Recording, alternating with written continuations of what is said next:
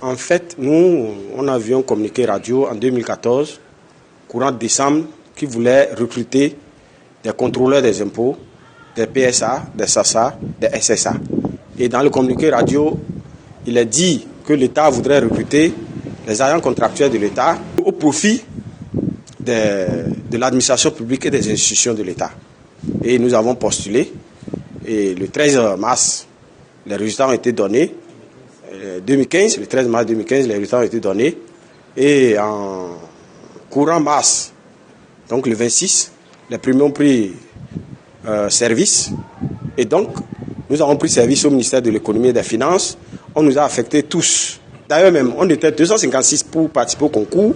Il y avait 25 techniciens adjoints des chiffres. On ne savait où eux ils allaient. Même nous, si c'est pas qu'ils ont mis contrôleur des impôts, ils ont dit pour les institutions de l'État, donc pour l'administration publique. Et c'est quand on était admis qu'on nous a affectés avec les administratifs à la direction générale des impôts et eux, on les a amenés à la présidence. Et on les a mis à la disposition de la présidence. Nous, au niveau de la direction générale des impôts, ils ont affecté les administratifs dans les services des impôts. Et nous, on nous a affectés, on nous a mis en stage. D'abord, on a fait un stage pratique rotatif de 6 mois, juste pour que la logistique soit prête, afin qu'on démarre la formation diplômante qui a duré 9 mois. On a fait les 9 mois, couplés de stages pratiques dans l'administration des impôts. On en était là, en 2016, juillet 2016 très précisément, quand un beau matin, on nous a dit que notre formation est arrêtée. Et pourquoi? Non, on veut vous retourner au cabinet du ministre. Et on nous a retourné au cabinet du ministère.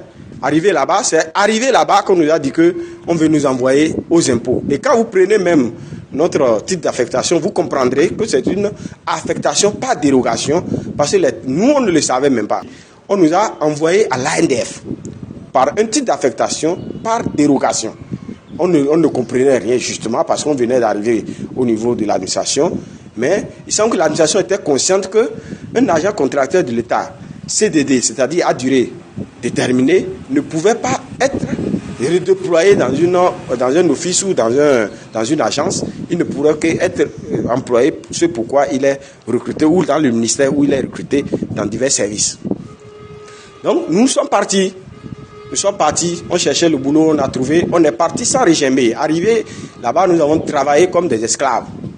On a travaillé comme des esclaves, on est resté là pendant 8 mois. Les 8 mois coïncidaient avec le terme du premier contrat qu'on devait renouveler après évaluation satisfaisante. Les notes étaient là et la note la plus récurrente c'est 19. La dernière note c'est 13. On en était là un bon matin, on nous a appelés, nous les responsables, on nous a dit d'aller voir nos collègues et de leur dire de renoncer à notre contrat avec l'État et de faire des demandes d'emploi au niveau de l'Agence nationale du domaine et du foncier, donc l'ANDF. Nous avons dit niet, pas question.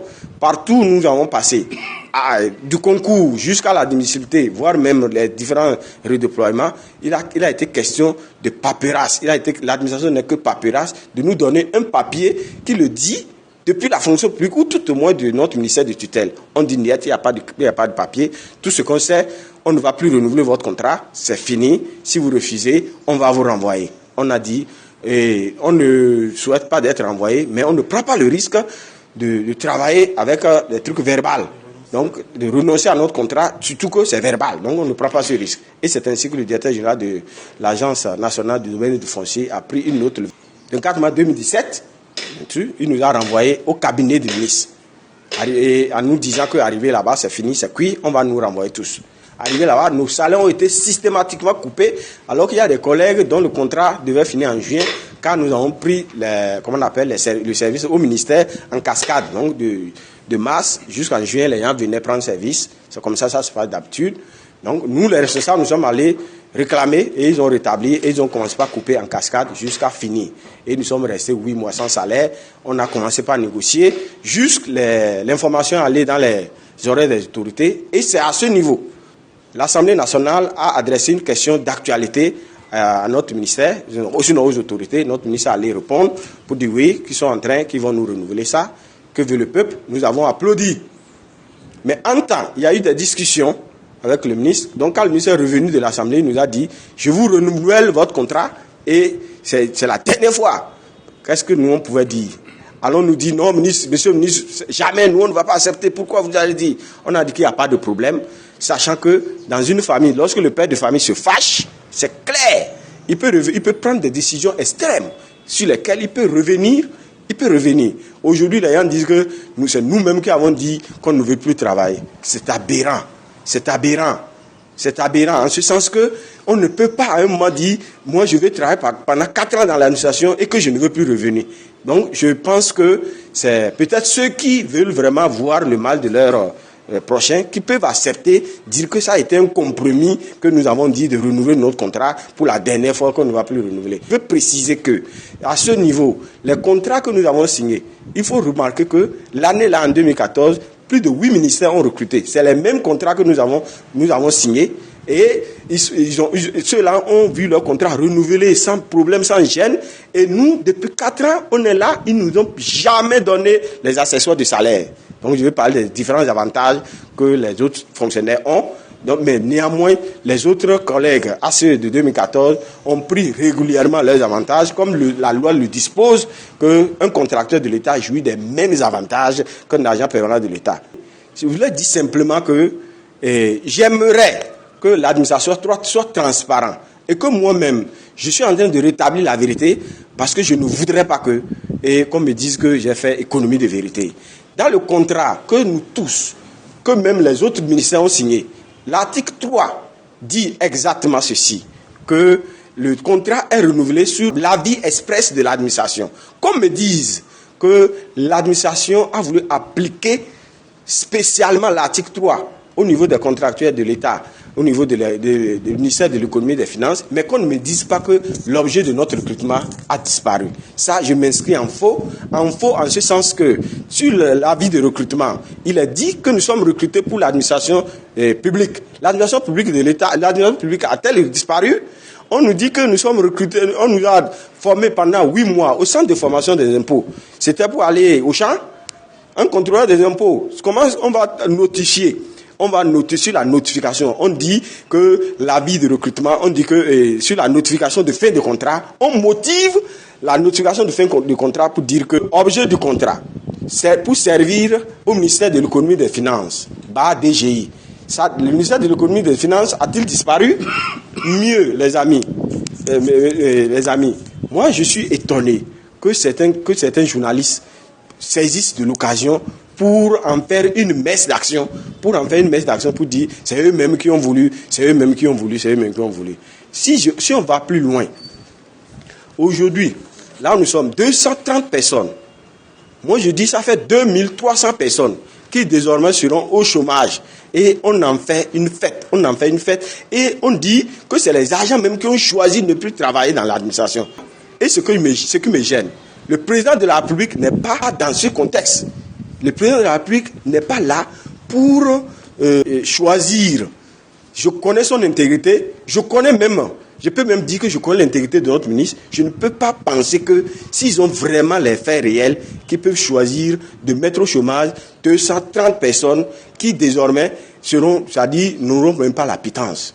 À 230, nous sommes au Bénin. Sachez que ça fait au moins 2300 parce que chacun a au moins 10 personnes derrière lui. Je voudrais simplement, avant de répondre à votre question, nous avons lu dans certains quotidiens où on dit qu'on nous a vus à genoux en demandant pardon au ministre pour renouveler nos contrats. C'est archi faux. On ne demande pas pardon pour renouveler notre contrat. Nous avons envoyé, dans le cadre de la résolution de nos problèmes, nous avons envoyé beaucoup d'émissaires vers le ministre pour nous demander pardon par rapport à nos avantages, pour lui dire, bon voilà, on s'était discuté, mais vraiment de bien vouloir faire chose. Mais le ministre dit, nous, on l'a énervé, qu'on l'a humilié, du fait de l'avoir convoqué à l'Assemblée, qu'on l'a humilié un peu partout, sur les réseaux sociaux, tout ça là. Mais ton chef te dit que tu l'as offensé. C'est dans ce contexte que on a fait un geste de flexion de genoux pour dire, si vous pensez que nous vous avons offensé, nous vous présentons nos excuses. On dit souvent l'humilité précède la gloire. Donc c'est dans ce sens. L'administration a dit qu'elle ne veut plus renouveler notre contrat. Ce qu'on a fait, c'est de leur dire, regarder le côté social pour renouveler notre contrat. On n'a pas l'intention de traduire quelqu'un en justice parce qu'on sait que l'environnement juridique ne nous permet pas de réclamer quoi que ce soit. Ce n'est pas notre droit de dire que nous voulons tenter une action en justice. Non, mais nous sommes en train de plaider à l'endroit du chef de l'État, de plaider à l'endroit de toutes les autorités qui pourront vraiment dire « Ah, faites attention au social, regardez, ils sont au nombre de plus de 2000 à passer le concours, qu'on dit seulement que c'est 230 dans un ministère qui sont restés à la maison, tout simplement parce que les gens sont derrière pour régler les comptes aux autres. » J'ai l'impression que les gens profitent de la rigueur du chef de l'État pour régler les comptes à d'autres Béninois, alors que le chef de l'État n'est pas dans ce sens. Il est dans le sens de dire que moi je suis là pour la justice sociale. Il est dans le sens de dire que moi je suis là pour vraiment que chaque Béninois soit dans ses droits. Courant 2017, pendant que nous on était là, ils ont lancé les concours. Ils ont recruté nos frères, ils sont là. Aux impôts, ils ont pris service en janvier. Ils ont tout. Et ce n'est pas des catégories différentes de notre catégorie. C'est vrai qu'il y a une autre catégorie, ils sont au nombre de 100, mais ce qu'ils ont recruté, c'est 380. Il y a des contrôleurs des impôts, il y a des AKI, il y a des PSA, il y a des SSA, il y a des SASA, comme nous. Donc, ça veut dire, ça je ne veux pas, aux gens d'analyser. Moi, je ne veux pas aller sur cette conclusion. Les documents que vous voyez ici, c'est en fait le communiqué radio de notre recrutement. Ça, c'est le communiqué radio de notre recrutement. L'objet du contrat dit, dans le cadre du programme spécial du gouvernement pour le renforcement des capacités des ministères et institutions de l'État en ressources humaines de qualité immédiatement disponible, il sera organisé le mardi 30 décembre 2014 des concours de recrutement de 256 agents contractuels de l'État au profit de l'administration publique. Et vous prenez le tableau dosimologique de ce communiqué radio, vous verrez que sur ce tableau dosimologique de ce communiqué, vous verrez simplement qu'on a demandé de recruter contrôleur des impôts, 101 mathématiques, 55 comptabilité, et les secrétaires des services administratifs, 10, et les adjoints, les techniciens des chiffres qui sont au ministère de l'économie et des finances. Et à la présidence, on ne savait même pas qu'ils allaient là-bas, donc 25. Donc on a passé le concours le même jour avec ces adjoints techniciens des chiffres, et l'épreuve était mathématique. Donc on a passé la même épreuve avec eux, et voilà, eux, aujourd'hui, ils ont fini leur formation. Et ils ont fini leur formation, ils seront nommés dans leur corps, et ils ont perçu normalement leurs avantages. Et ils sont à l'aise. Mais nous qui sommes à la direction générale des impôts, nous ne sommes que des orphelins et que nous n'avons que des yeux pour pleurer. Qu'est-ce que nous avons commis comme péché? On ne saura le dire. Peut-être que c'est notre sort, peut-être que c'est la nature, mais nous comptons sur le chef de l'État pour vraiment établir l'équilibre, parce que nous sommes tous des Béninois. Nous savons sa manière d'être juste, son équité. Nous nous demandons de prendre vraiment ce problème à bras le corps et de régler la situation administrative des 230 ACE du ministère de l'économie et des finances. Nous sommes dans un état où nous sommes tous les mêmes, nous sommes tous béninois. Et c'est frustrant de savoir que vous avez passé les mêmes concours que beaucoup d'autres béninois qui sont tous au poste actuellement, qui n'ont pas de problème administratif, que ce soit seulement ceux qui sont au ministère des Finances qui ont des problèmes. Je redemande à notre ministre de l'économie et des Finances, au chef de la nation, son Excellence, M. Patrice Athanase Guillaume Talon, de bien vouloir prendre vraiment le problème à bras le corps et de regarder le côté social de la question, et d'éviter vraiment à ce que ces 230 familles se retrouvent vraiment sans rien du jour au lendemain.